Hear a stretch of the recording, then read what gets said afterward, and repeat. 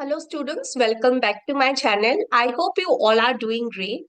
So on my channel, I had posted a few videos on important questions on other law subjects like Constitution of India, jurisprudence, legal methods, and few other subjects. So a lot of students found those videos so helpful that one student even came to me saying that he had studied only the questions that I mentioned for Constitution 1, and in his question paper, he got all the common questions, like everything was asked from that sheet, whatever I had mentioned. So, definitely, important questions are something which help you, especially to prepare at the last moment if you have not studied all the subjects or everything properly. So, in today's video, I'm going to share with you some of the most common questions from administrative law subject. Now, whenever I share important questions, I also make it a point to mention that it's always better that you study everything if time permits. But yes, if you have limited time and you have started preparing at the last moment, definitely important questions are something which helps you. And also, if you are willing to get ready-made notes for all these questions, then notes are also available with me to know more details about the same regarding notes, recorded classes, live classes, regarding assignment writing, regarding your term paper, dissertation writing, and everything. You can always drop a message to my WhatsApp number for more details. But in today's video, let's begin with the important questions from administrative law subject. So for administrative law, this is all the questions that we have. First of all, we have define administrative law, explain the nature and scope of administrative law. So the first unit is basically like an introductory part, and from there you can expect a question, something related to the nature, scope, etc. or definitions of administrative law. You can always study two, three, or four definitions, and these definitions you can make use of it if there is a direct questions on definition, and otherwise, also, if there is a question on nature and scope, there also somehow you can fit in the definition as well. Second question that we have is discuss the position of the doctrine of separation of powers in India with reference to the collegium system and appointing judges to the High Court and Supreme Court. So, what is the process of appointment of High Court and Supreme Court judges? And you need to explain the doctrine of separation of power in India, and you need to mention the collegium system, and in relation to that, you need to explain this doctrine over here. Explain the doctrine of separation of power in India with appropriate cases. Explain the various definitions of administrative law with its nature and scope. So this is something very important. This is similar to question number 1 also. Define administrative law, explain its nature and scope. So this is somewhat similar. Next we have is doctrine of separation of power is structural and functional. Examine the impact of on the growth of administrative law in India. Then we have explained the reasons for growth of administrative law. This is also a very common question. Mostly we see reasons for growth of administrative law. This question is properly answered in my notes also. We have proper reasons point wise. So you can definitely go through that part also. This is very important question. Then we have explained the doctrine of rule of law. The dividing line between judicial and quasi-judicial function is very thin and gradually been obliterated. Explain this observation in light of classification of administrative action. Then we have administrative law has been the result of the outstanding growth of 20th century. Examine with definitions of administrative law. Then we have discussed the relevance of the doctrine of rule of law and separation of powers in modern progressive administration. So these were all the long questions that we had. We had 10 long questions from Unit 1 of Administrative Law. And now let's look at the short notes. So first we have is distinguish between constitutional law and administrative law. Whenever there is a question on the differences, If you can give the differences in the form of a table, that always attracts the attention of the examiner. So you can try doing that, like the ground of difference, and then you can try to differentiate between the two laws or whatever is the question basically. Then we have write a note on judicial and quasi-judicial functions, write a note on joint administrative. This is also very common. Doctrine of separation of powers in Indian Constitution, define administrative law. So take for example this one, okay? It's a short note on definition of administrative law. There was this question, define administrative law, explain the nature and scope, okay? Here you can directly give the definitions. You can directly write 3-4 definitions and then you can move to nature and scope. But if it's a direct question only on definition of administrative law, there the examiner is expecting you to write the definition and maybe to write 1 or 2 lines about the criticisms on that definition or the importance or significance of the definition. If you open any book right after the definition, you will be able to see that part also. So that thing will make the answer more proper for these kind of direct questions on definition part. Then we have explained separation of powers, relation between administrative law and constitutional law, write a note on rule of law. So these were all the questions which we had from Unit 1, 10 long questions and 8 short notes. Now let's look at Unit 2, Administrative Law, all the important questions that we have. First of all, we have explain how the Parliament of India exercises control over delegated legislation. Delegated legislation is very common. You can expect a question somewhat around that topic. Okay, so delegated legislation, make sure that you are studying this topic properly. Second question we have is discuss with the help of decided cases, judicial control over delegated legislation. This is also directly or indirectly around that same topic, delegated legislation. As I told you, it's a very important topic that you need to study. Third question we have, delegation of legislative powers may be assailed when it is ultra vires the constitution. Discuss with the help of decided cases. Again, with relation to delegated. So mostly you would see these are related to delegated legislation only, whatever questions you see from Unit 2. Fourthly, we have discussed the forms of legislative control over delegated legislation. What is delegated legislation? Explain the reasons for growth of delegated legislation. Examine the constitutionality of delegated legislation in India with the help of decided cases. Discuss the scope of Parent Act's control over delegated legislation with the help of decided cases.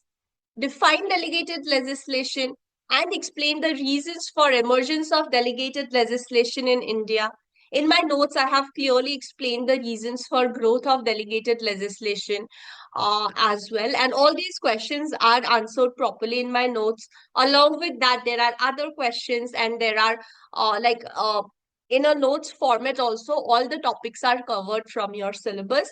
So if you are looking for something ready-made, you can always consider those notes. To know more details about it, you can always drop a WhatsApp message in the number given in description box below or at the starting also. So my number is mentioned everywhere. You can just drop a message there. It is 8486246493. You can drop a WhatsApp message. Next question we have is define delegated legislation and state the reasons for its growth. Explain judicial control over delegated legislation. Critically examine the constitutionality of delegated legislation in India with reference to decided cases. So these are the long questions from Unit 2. We have total of 11 long questions. Now let's move to the short notes. And over here, we also have problem-based questions. So problem-based questions are also given a lot of preference in KSLU recently. You need to answer 2 problem-based questions mandatorily out of 3 options given. You need to answer 2. So these are also very important. And my notes also contain problem-based questions as well. So these are all answered over there. So for short notes, we have the municipal corporation of a district passed 10 orders for closing of all business establishments by 7 p.m. every day within its limits. A challenges these orders, decide. So you need to take a decision whether that order is valid or it is arbitrary. Secondly, we have the rules framed under the Parent Act were required to be published in the official gazette as well as in Kannada newspaper having wide circulation. The rules were issued in official gazette but were not published as per the Parent Act. Decide the validity of those rules. So there is this typo. I will just correct it. What is conditional legislation? Then we have a problem-based question again.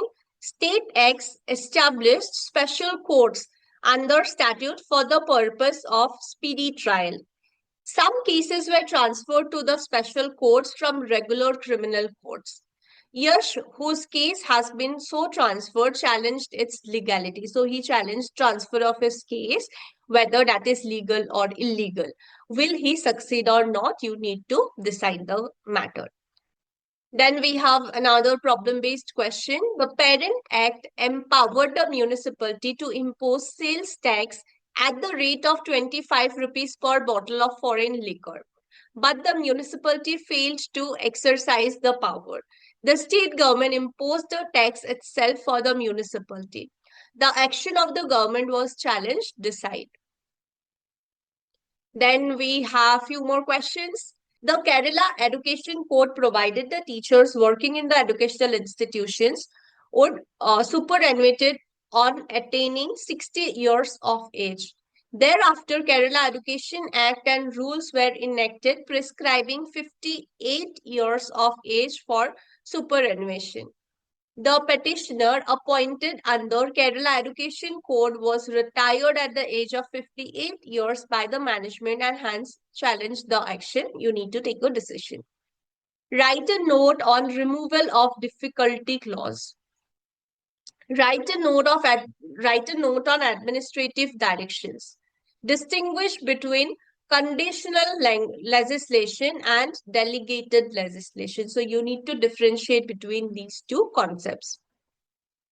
Then we again have few problem-based questions. Petitioners were license holders for trade in liquor. The government, in the exercise of its powers conferred by the statute, instructed various municipal bodies in the state to impose the tax at the rate of 5 rupees per bottle. But the local bodies failed to take any action. The government itself issues a notification imposing the tax. The statute provided that the tax collected is to be utilized for the purpose of this act. The imposition of the tax was challenged on the ground of excessive delegation. Decide its validity. Then we have another one. The central government delegated power to the Department of Atomic Energy to decide all issues in connection with setting up of nuclear plant. When this delegation was challenged, the central government contended that as it was a highly technical issue, the delegation was justified. You need to take a decision. The central government elated power to the state government to take loans from the Asian Development Bank for developing infrastructure. The state government delegated this power to the city and municipal corporation of the state.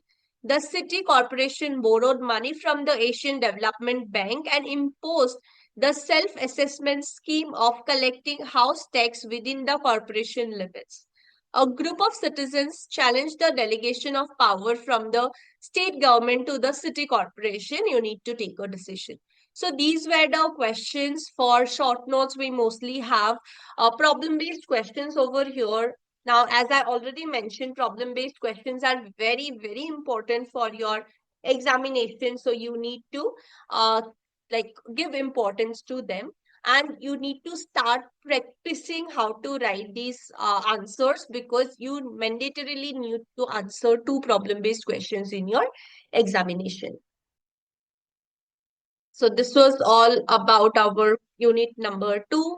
We have here 11 or 12 short notes, including problem-based questions, and we also have 11 long answers added as important questions. For Unit 3, we have all these questions. We have around 11 short notes, and there are 10 long questions. So now let's look at it. First of all, we have explained the different kinds of bias. Secondly, we have discussed the various exceptions to the principle of natural justice. Natural justice is again very important, something around that topic you can expect. Discuss the concept of fair hearing with the help of decided cases. Refer to stages of fair hearing. Fourthly, we have explained with the help of sanitation play various kinds of bias and its impact on fair decision. Question number 5, we have explained the principle of odi alteram partem. Then we have what is administrative adjudication, explain the problems of administrative adjudication. Discuss the rule against bias with reference to decided cases. Define administrative adjudication. Explain the problems of administrative adjudication in India. Define quasi-judicial function. On what ground are functions classified as quasi-judicial? Discuss the various exceptions to the principle of natural justice. Refer to decided cases. So these are important questions from Unit 3 in terms of long answers. Then we have short notes. Write a short note on personal bias. Then we have some problem-based questions also. A writ of mandamus is dismissed by the High Court without affording reasons. The petitioner challenged the dismissal on the ground that the principles of natural justice were violated. Which principle is violated? So, reasoned decision is being violated. You need to give the decision and you need to accordingly discuss it. Write a note on bias arising out of obstinacy. The state had constituted an assessment committee in order to recommend and select books of authors and publishers for school subjects.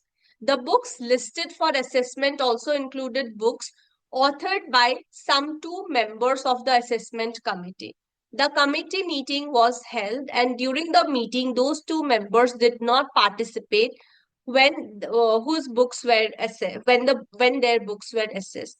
The action of the state was challenged. You need to take a decision whether it was bias or whether it was a proper decision. Business premises of the applicant Shankar were searched, and in view of some suspicion, 420 watches were confiscated. Shankar challenged this action. You need to take a decision. Then we have petitioner was appointed as revenue collectors by the municipality. Later, the appointment was set aside by the commissioner. The petitioner challenged this action. You need to take a decision. A complaint was given by a lady student that some students of the college entered the ladies' hostel and misbehaved. The inquiry committee recorded the statement of the girls of the hostel in absence of the boys and expelled the boys from college. You need to advise whether that was a proper decision or not. Then a selection committee was constituted by central government for promotions to higher posts to be selected from a list of senior officers. One of them, who was also a member of the selection committee, was promoted. An unsuccessful candidate challenged this. Will he succeed or not? You need to give the reasoning for it. A lecturer had been granted leave for doing MPhil and in violation of leave condition had joined PhD course instead. She was given notice and after considering her reply, where she admitted joining PhD course, she was terminated from the service. She challenged the action as violation of principle of natural justice. What do you think? You need to give your reasoning accordingly. According to the provisions of the Act, the commercial tax officer made an option that petitioner was not liable to pay the tax.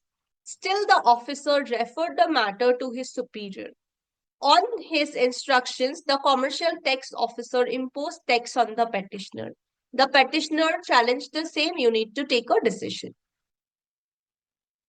The municipal corporation has statutory powers to demolish any building without any notice if it is constructed without its prior permission. Ramesh constructed house without permission. The corporation demolished it. This house of Ramesh, advise him what he should do, what is the proper action. So these are 11 short notes and problem-based questions.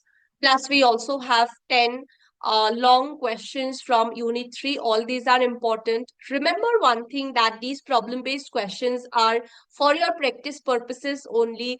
You might not get the exact one in examination hall because they tend to change these problem-based questions.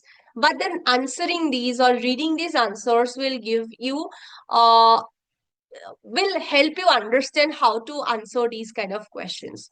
So this was all from Unit 3.